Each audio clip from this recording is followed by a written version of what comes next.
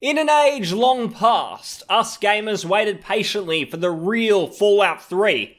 Not the Bethesda stuff, but the true successor to Van Buren. It never came. Bethesda did indeed take over the series, but they buried it under 76 piles of shit. We've had other games like Wasteland 2, which, while it was decent, it didn't really live up to the original Fallouts. Enter Wasteland 3. Is it the game we've been waiting for? Well, let's take a look and see where we land. Hi, Estelden here. If you enjoy CRPGs, if you're sick of the AAA industry, and if you like the games I talk about, please consider hitting that subscribe button, I'd really appreciate it. Inxile Entertainment, the creators of Wasteland 3 and the creators of the series, I'd say their fans and their observers, we'll call them, fall into two camps. There's a side that think nothing that Inxile does can ever be wrong. Everything they do turns to gold. Doesn't matter if it's Torment Tides of Numenera. Doesn't matter if it's Bard's Tale 4, which both I consider to be kind of average games, at least when they launched, particularly Torment, which to me was just like a wankfest of writing that was kind of masquerading as being just really intelligent, really special game, but I felt that was really lackluster and was nothing on Planescape Torment the original. These fans will absolutely eat it all up, and they'll say Inxile are fucking fantastic, they're bringing the CRPGs back. Now, the observers I mentioned, they consider pretty much everything that Brian Fargo and Inxile have released to be complete rubbish. The best or the closest they got was Wasteland 2, but it was unfinished, it released as a bit of a mess, and that was about it. Everything that's come after has been rubbish. So those people had every reason to believe that Wasteland 3 would be the same.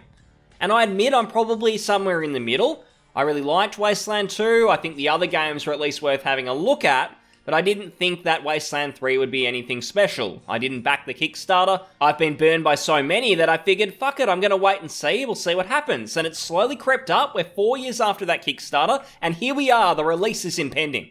Ladies and gentlemen, I can safely say, after plenty of research looking at both sides of the fence, that when it comes to Wasteland 3, pretty much everyone, including myself, is in agreement. We believe that this game is looking fucking good. It looks like it's going to be a really good CRPG, it is what we've been waiting for, and it's going to release and be a damn good time. It doesn't need to have real unrealistic expectations that it's going to blow the old Fallouts completely out of the water, but it looks like it's going to be a really fun CRPG, and it's going to be a worthwhile game for anyone to play. Whether you're coming for the turn-based combat, it's about the choice and consequences and the quests and the content within the game, or if it's even the frosty setting, which is a pretty unique one, I would say, for the post-apocalyptic world, this is looking pretty damn good. And the reason that I figure that this game's going to be a big success, people are going to love it, it's going to be received critically really well, and more importantly, the fans are going to really enjoy it as well, I never thought I would say this, but I think it is because of Microsoft. Microsoft bought Obsidian and Inxile a couple of years ago, and that's where the tide, I feel, really shifted with Inxile Entertainment. I believe that they looked at what Inxile was working on. That would have been Bard's Tale 4, it would have been Wasteland 3 at the time, and they said, right, we want to invest in Wasteland. Bard's Tale? What the fuck's that? No, just get that out the door. Just get it out, bugs and all, just get it out, and then we'll forget about it. But it was Wasteland where they were really drawn, and they felt they wanted to really allocate resources and push that as almost a Microsoft product, or at least a series going forward. And I think what happened kind of backs that up. It doesn't make sense that Bard's Tale 4 would have released in a pretty awful state, I would say, if Microsoft gave a shit about it. I don't think we'll see more Bard's Tale, at least for some time, probably not even within Exile. If the rights end up somewhere else, or Microsoft ship them off somewhere, fantastic, but I really don't think we're going to get like Bard's Tale 5, Microsoft Store, Game Pass. It's all going to be focused on Wasteland. The problem Inxile have had in the past is they've really been chasing their tails when it comes to the commercial success of their games. When you look at Torment, how long it took to make, all of the outsourcing that went on with the writing, it must have been pretty expensive to produce. The sales don't reflect a game that did extremely well, and they would have moved on to Wasteland 3 and moved on to other projects, probably struggling a little bit.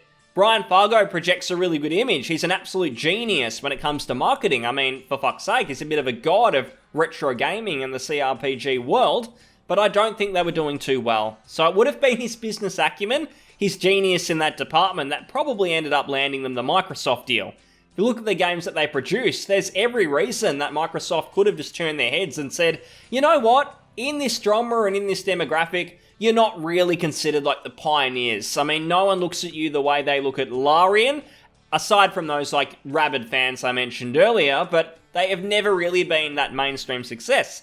But Microsoft obviously believed in them. They might have believed in Wasteland 3 as a product and felt that them and Obsidian could produce great content for Game Pass. Game Pass is the important one here, because all of Inxile's games going forward, they're going to be on Game Pass. Wasteland 3 is going to be on Game Pass, and this isn't a plug, by the way, but if you play on PC, you can play this fucking game for $1. It's not a bad deal. And what this has led to is Microsoft putting extra investment in the project.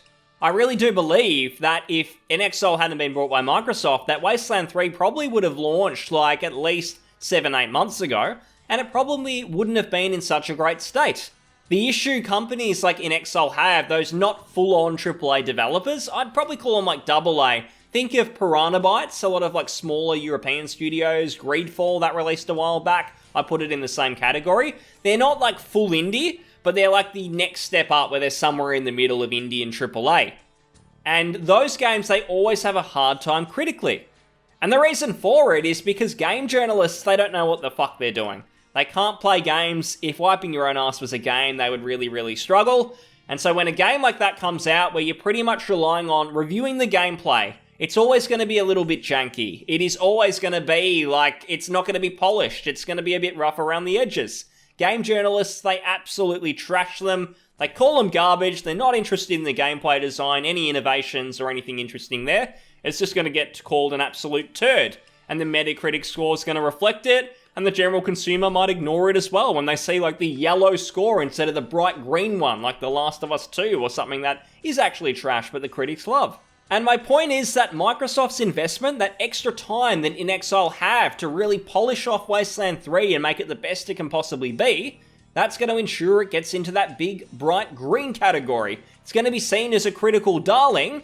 There might be some more casual gamers who might have had Game Pass and thought, oh yeah, people have said this is a bit like Fallout. It might not be 3D, it's not like full-on open world, but I might check it out. And that is a good thing, because the exact same thing happened to Divinity. If you went to like a betting agency 5 or 6 years ago, and you wrote on paper the game design of Divinity Original Sin 2, that it's a CRPG, that it's pretty old school, and you said to them, yep, I want to name my odds and I want to make a big bet of $100,000. I lose it all if it doesn't sell. You guys pay me $1 million if it sells millions and millions of copies. What do you say? They would have been laughing and said, yep, absolutely, because this game is not going to sell fucking anything. But that game was a critical success. The co-op was a big success. That was probably one of the main reasons it sold extremely well, and Microsoft would have seen that. It's actually probably one of the reasons they wanted to invest in it. They saw their own Divinity. They saw something that they could really take on for themselves. Potentially be quite a success. It could be something that's great for the Game Plus platform, because they want to bring in all types of gamers from every possible demographic. Doesn't matter if you like platformers. It doesn't matter if you like card-based games, a lot of niche genres like that. They want everyone in, kind of like the Netflix model. That's why Netflix will buy a whole bunch of different genres. They're not just focused on the mainstream. Game Pass is meant to appeal to everyone, so Microsoft have that full ecosystem. And they see Wasteland as not just being an RPG, that's what Obsidian's for, but also like that co-op experience, the isometric experience that's going to give them their own Divinity and allow them to really expand on that. So to me, the Microsoft investment is going to ensure this is a success. I can't see anything here that's like a red flag, anything that's really worrying. I think Inxile do have good writers, they do have good content creators, they've just been given the time to flesh it out without really worrying about the bottom line and like, is this going to be our last game? What are we going to do? This extra security has probably let Brian relax for the first time in like 10 years, however long the company's been going for. And Brian's able to say, right, I'm retiring, apparently, that's what he said he was doing, he's going to be heading off, and he can head off on a high note, which should be a really nice thing for him. He's been around when a lot of the old school style CRPGs like Planescape Torment, the Baldur's Gates, the Icewind Dales, the original Fallouts, all of those, he was around when those originally became big successes, or at least in our eyes now they're considered big successes. And I'm sure it has been frustrating for Brian that Inxile's games haven't really had that success with the RPG community, like Obsidian's have had some of the time. Fallout New Vegas, for example, they've had some big hitters. Inxile haven't had that same success, so it'd be nice for Wasteland 3 to be the one, to be the big juggernaut before we get Cyberpunk and the attention kind of goes away from it. It'll be awesome to have this old school success be something great, and that means that in the future we're going to get similar games as well. Microsoft continue to let them work on isometric games, and then everyone's happy, whether you like the third-person extravaganzas like The Witcher 3, or you like something a little bit more old school. We're in an important period now where it's up to these games, Wasteland 3, Baldur's Gate 3, to be big sellers, to be games that us core RPG fans consider to be fantastic, and then the wider community will see that, they'll get that perception too, and they'll hop on board and give them a go also. That's the key to these games making more of a comeback, and for it not just to be the Cyberpunks and those big third-person games, for them to be the norm, and therefore not really to be anything else in this genre. So I'm excited to play this weekend. I'm no doubt going to do another video next week once I've really gotten into it and can give my thoughts, but I've got to say I'm excited. I'm looking forward to what we get. So I hope you enjoyed the video. If you did, please comment, like, and subscribe. I'll see you on the next one. Thanks very much, and bye-bye.